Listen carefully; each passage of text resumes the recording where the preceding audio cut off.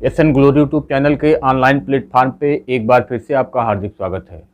DElEd third semester mathematics की कक्षाओं में साधारण ब्याज से संबंधित चीज़ें हम अध्ययन कर रहे थे। टॉपिक चल रहा था साधारण ब्याज का, सिंपल इंटरेस्ट का। इसके पहले उसमें 2 वीडियो या 2 क्लास हम देख चुके हैं, ये तीसरा क्लास है। आइए आज हम चर्चा करते हैं कि साधारण ब्याज पे आधारित जो कुछ महत्वपूर्ण प्रश्न होते हैं, किस प्रकार की संरचना उन प्रश्नों की होती है और उसको हम किस प्रकार से सॉल्व कर सकते हैं। अगर आप चैनल पे नए हैं तो सबसे पहले आप चैनल को सब्सक्राइब कीजिए। अगर वीडियो पसंद आएगा तो वीडियो को आप लाइक करिए और अपने मित्रों में ज़रूर से ज़रूर शेयर करिए, जिससे जिसको भी ज़रूरत हो उसके तक ये वीडियो ज़रूर पहुंच सके, जिससे वो कुछ लाभ ले सकें। तो सिंपल इंटरेस्ट में पहले क्लास में ही आपसे हमने चर्चा किया था कि उसमें कुछ महत्वपूर्ण शब्दावलियां होती हैं। उस शब्दावलियों को, उन टर्म्स को हमको समझना होता है। जैसे मूलधन क्या होता है ये हमको जानकारी होनी चाहिए, मिश्र धन क्या होता है जानकारी होनी चाहिए, साधारण ब्याज क्या होता है, चक्रवृद्धि ब्याज क्या होता है, दर क्या होता है, समय क्या होता है। ये सारी चीज़ें हमने पहले ही क्लास में आपसे डिस्कस किया। अगर आपको समझ में नहीं आता है तो आप जाइए पहले क्लास को देखिए, उसके बाद आइए फिर दूसरा देखिए। तीसरा क्लास साधारण ब्याज से संबंधित है।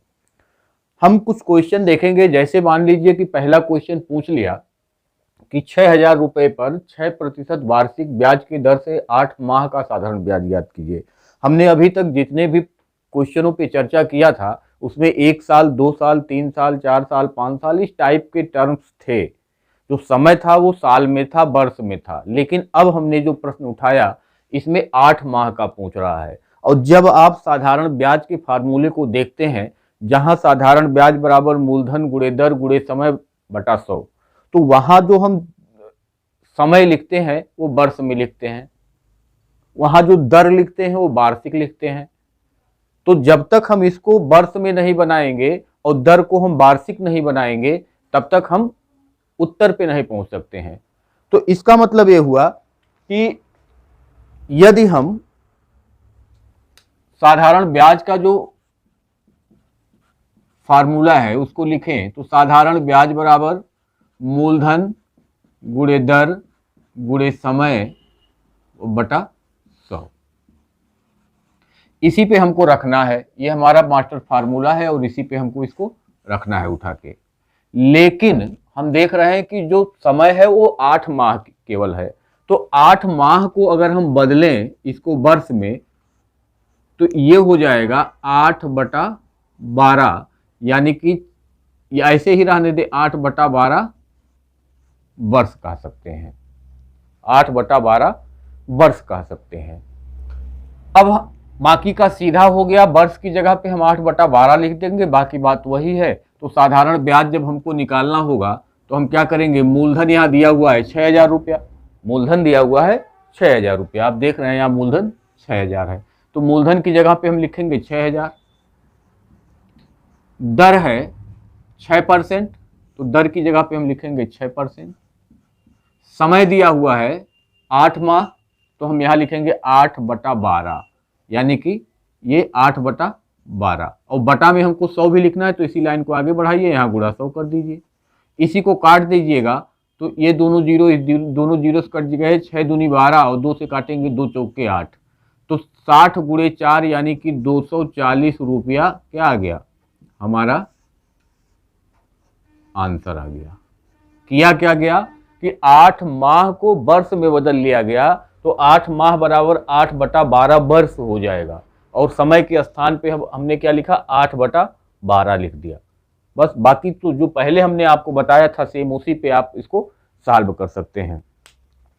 दूसरे क्वेश्चन को अगर हम देखें तो कह रहा है कि 5,000 रुपये का 10% साधारण ब्याज की दर से 73 दिन का साधारण ब्याज ज्ञात कीजिए। तो जब हम 73 दिन का ज्ञात करेंगे, दूसरा प्रश्न है 73 दिन बराबर, इसको भी हमको वर्ष में बदलना होगा। तो 73 दिन है और एक वर्ष में 365 दिन होता है, तो 73/365, इसको अगर काटेंगे भी तो 73 × 73 और 73 पच्चे 365, यानी कि 1/5 वर्ष हो गया। 1/5 वर्ष हो गया, यानी समय के जगह पे हम 1/5 वर्ष लिखेंगे। बाकी 5000 ये है, 10% ये है। अब उसी तरीके से हम इसको सॉल्व कर सकते हैं। तो इसको जब हम सॉल्व करेंगे तो सबसे पहले क्या, मूलधन, तो मूलधन यहाँ दिया हुआ है 5000 रुपया, तो हम यहाँ कहेंगे कि 5000 गुणे दर, दर यहाँ कितना है 10%, तो हम यहाँ लिखेंगे 10%। समय 73 दिन का मतलब यहाँ हमने निकाला 1/5 वर्ष, तो यहाँ हमने लिखा 1/5, और बटा हमको 100 लगाना है, तो इसी लाइन को हमने फिर से आगे खींच लिया और फिर इसको 100 का गुणा कर दिया। 2 जीरो यहाँ से, ये 2 जीरो यहाँ से कैंसिल कर दीजिए, 5 से काट देंगे, 5 दूनी 10 और 50 दूनी यानी कि 100 रुपया, और ये हमारा आंसर हो गया। 100 रुपया ही हमारा आंसर हो गया। तीसरे क्वेश्चन को देखेंगे। तीसरा क्वेश्चन कह रहा है कि 7500 रुपए की राशि किस दर से 2 वर्ष में साधारण ब्याज 7500 रुपए पर किस दर से 2 वर्ष में साधारण ब्याज 1500 रुपए होगा। यानी हमको दिया हुआ है मूलधन 7500 और साधारण ब्याज 1500, दर पूछ रहा है और समय 2 वर्ष है। तो आप जानते हैं कि साधारण ब्याज बराबर होता है, साधारण ब्याज बराबर होता है मूलधन गुणे दर गुणे समय और बटा 100। साधारण ब्याज यहां दिया हुआ है कितना 7500, तो यहां हम लिख देंगे, नहीं, साधारण ब्याज यहां दिया हुआ कितना 1500, तो साधारण ब्याज की जगह पे हमने लिख दिया 1500। मूलधन दिया हुआ है 7500, तो यहां हमने लिख दिया 7500। किस दर से, तो दर पूछ रहा है। समय दिया है वो कितना 2 वर्ष, तो हमने यहाँ 2 लिख दिया, बटा 100 कर दिया। यहाँ दोनों जीरो कट गया, तो 75 दूनी 1.5, तो ये हो गया 1500 बराबर 150 गुणे दर। जब दर का मान हम निकालेंगे तो क्या हो जाएगा, 150 इधर चला आएगा, तो ये हो जाएगा 1500 बटा 150, ये कट गया 15 ढाई में 150, यानी हो गया कितना 10%, और यही हमारा उत्तर हो गया 10%। चौथे क्वेश्चन की अगर हम बात करें तो चौथा क्वेश्चन कह रहा है कि 8000 रुपए की राशि कितने समय में 10% की दर से 960 रुपया हो जाएगी। तो यहाँ 960 रुपया मिश्रधन है, 800 रुपया मूलधन है। तो जब हम ब्याज निकालेंगे, पहले हम ब्याज निकालने की, ब्याज कितना मिला, तो ब्याज मिला 960 माइनस 800, ये बराबर हो गया 160 रुपया ब्याज मिला। साधारण ब्याज 160 रुपया मिला, बराबर मूलधन 800 है, तो 800 रुपया हो गया, गुणे दर, तो दर दिया हुआ है 10%। शायद कितने समय में, तो हमने समय नहीं पता है, तो समय को हम ऐसे ही लिख दिए, बटा 100। काटेंगे 2 जीरो यहाँ से कैंसिल हो जाएगा, तो ये हो गया। अब समय निकालना है तो 80 को हम इधर भेजेंगे, 80 का इधर गुणा है तो इधर आएगा भाग होगा, तो 160 बटा 80 ये बराबर समय होगा। और काटेंगे तो 80 दूनी 160, ये आ जाएगा 2 वर्ष, और ये हमारा उत्तर हो जाएगा इस क्वेश्चन का। उसके बाद पांचवा क्वेश्चन है कि साधारण ब्याज की दर से कोई धन 10 वर्ष में दोगुना हो जाता है, तो कितने वर्ष में 3 गुना हो जाएगा। यदि मान लीजिए कि 100 रुपया दिया जाए, तो ये हो जाता है कितना 200 रुपया, लेकिन इस 200 रुपये में ब्याज कितना है, 100 रुपया तो ब्याज है, और कितने साल में हो जाता है, साधारण ब्याज की दर पर कोई धन 10 वर्ष में 2 गुना, तो 10 साल में ऐसा हुआ, काटेंगे तो आएगा ये कै %। साधारण ब्याज की दर पर कोई धन 10 वर्ष में 2 गुना हो जाता है, तो कितने वर्ष में 3 गुना हो जाएगा। यानी कि 10 रुपया ये प्रतिवर्ष बढ़ रहा है, या 10% प्रतिवर्ष बढ़ रहा है।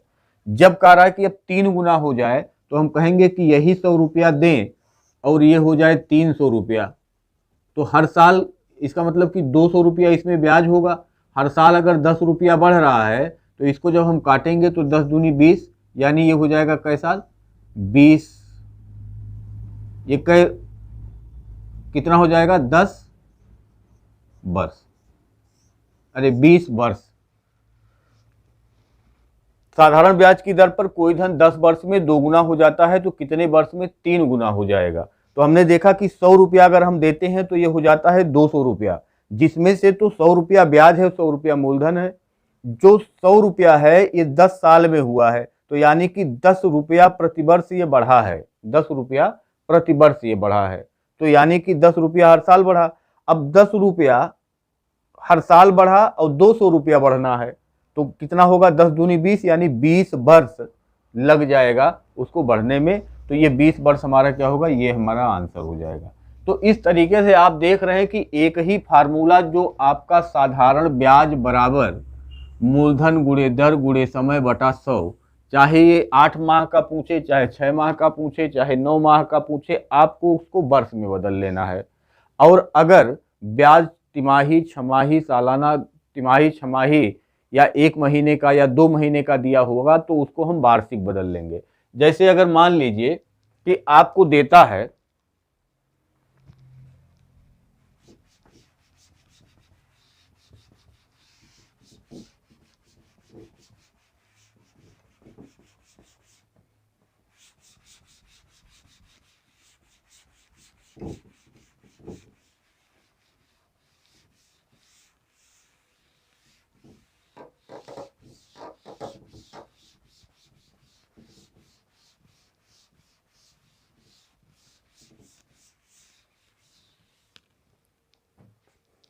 जैसे मान लीजिए कि अगर आपको देता है कि 5% तिमाही, 5% तिमाही ये दे दिया, तो 5% तिमाही हम इस फार्मूले में ले जाके नहीं लिख सकते हैं। दर अगर दे दिया कि 5% तिमाही है, यानी 3 महीने में 5%, तो आपको पता करना है कि ये 1 साल का कितना होगा। तो आप जानते हैं कि 1 साल में 4 बार तिमाही आता है, 3 महीना 4 बार आता है, तो इसी 5% में 4 का गुणा करेंगे तो ये 20% वार्षिक हो जाएगा, 20% वार्षिक। तो इसको ले जा करके हम इसमें लिखेंगे दर की जगह पे, इसको नहीं लिखेंगे, इसको लिखेंगे दर की जगह पे। इसके बाद अगर मान लीजिए दे दिया कि 10% छमाही, तो 10% छमाही का मतलब कि 1 साल में 2 बार छमाही आता है, तो इसी 2 का गुणा इसी 10 में करेंगे तो ये भी आ जाएगा 20% कितना? वार्षिक। यदि कह दे कि 1.5% प्रति माह, तो इसको जब हम बदलेंगे तो आप जानते हैं कि 1 साल में 12 महीने होते हैं और 1 माह का अगर 1.5% है तो 12 का गुणा 1.5 में करेंगे तो 12 डेढ़े 18%, ये वार्षिक बन जाएगा, ये वार्षिक बन जाएगा। ठीक, तो इस तरीके से हम इसको क्या कर सकते हैं? चेंज कर सकते हैं, क्योंकि यहां हमको जो लिखना है वो वार्षिक में ही लिखना है। दर में जो हम लिखेंगे वो 1 वर्ष में जो ब्याज लगेगा हम वही लिखेंगे, सबको नहीं लिखेंगे। इसी तरीके से अगर समय की बात होगी, जहां समय अगर मान लीजिए कह दिया कि 18% वार्षिक है और आपसे कह दे कि आप 4 माह का बताइए, 4 माह का ब्याज बताइए कितना होगा, तो आपको ये पता चला कि 18% तो 12 महीने का है, 18% तो 12 महीने का है ना, वार्षिक है तो 12 महीने का है, तो 1 महीने का कितना होगा? तो 1 महीने का होगा 18/12, लेकिन हमको 4 माह का बताना है तो गुणे 4 कर दीजिए, ऐसे भी आप कर सकते हैं। तो 4 तियां 12 और 3 छक 18, यानी कै परसेंट आ जाएगा? 6% आप निकाल लीजिए। ठीक, तो इस तरीके से भी आप कर सकते हैं, इस तरीके से भी आप कर सकते हैं। ठीक, या आप वहां रखेंगे इसको 18% आप रख दीजिए, तो यहाँ जो ये 4 माह है इसको आप वर्ष में बदलेंगे तो 4/12, 4 एकम 4, 1/3 वर्ष ये हो जाएगा। तो या तो 1/3 वर्ष रखिए और या तो आप 6% रखिए। एक ही को चेंज करना है, चाहे इसको चेंज करिए चाहे इसको चेंज करिए, अपने हिसाब से उसको आप चेंज कर लीजिए। तो इस प्रकार से आप देख रहे हैं कि साधारण ब्याज के जो प्रश्न हैं वो सहज सरल रूप में तो हैं, लेकिन उसको समझना जरूरी है। तो आप कमेंट बॉक्स में कमेंट निश्चित रूप से करिए, ज़रूर करिए कि आपको ये चीज़ें समझ में आ रही हैं कि नहीं आ रही हैं। अगर नहीं आ रही हैं तो इसको और सहज रूप में बताने का हम प्रयास करेंगे। आज के लिए इतना ही, धन्यवाद।